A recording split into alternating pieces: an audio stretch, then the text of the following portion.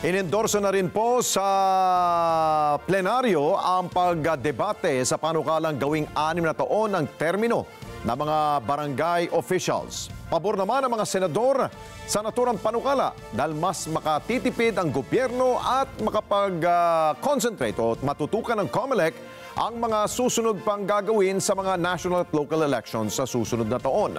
Mean Corvera sa detalye. Pagdedebatehan na sa plenaryo ng Senado ang panukalang batas na layong gawing 6 na taon ang panunungkulan ng mga inihahalal na opisyal na barangay at sangguniang kabataan. Sa Senate Bill No. 2816, lilimitahan na sa 2 termino ang mga barangay at SK officials. Pinamihandahan dito ang Local Government Code na nagtatakda ng 3 taon na panunungkulan at hanggang 3 termino.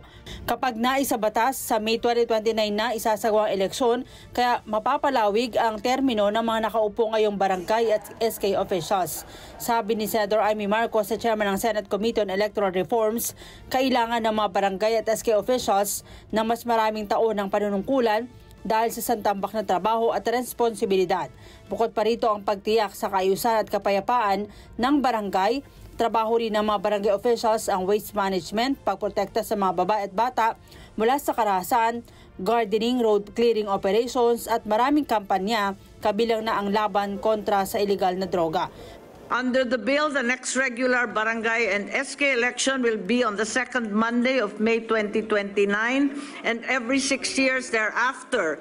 And with a longer fixed term, the barangay officials and members of the SK will deepen their understanding of both national and local issues, as well as implement their own medium and long-term initiatives at the barangay level.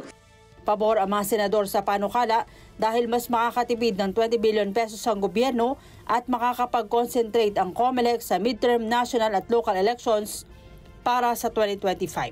We are reinforcing the constitutional policy on local autonomy to give our barangays as state partners freedom and independence in charting their destiny for the common welfare of our people. Mean Corvera para sa Mata ng Agila, matatag, matapang, matapat. Maraming salamat sa inyo pong pagsubaybay sa Mata ng Agila Primetime. Para malaman ang matatag, matapang at matapat na mga balita, i-follow lamang at mag-subscribe sa AtNet25 TV.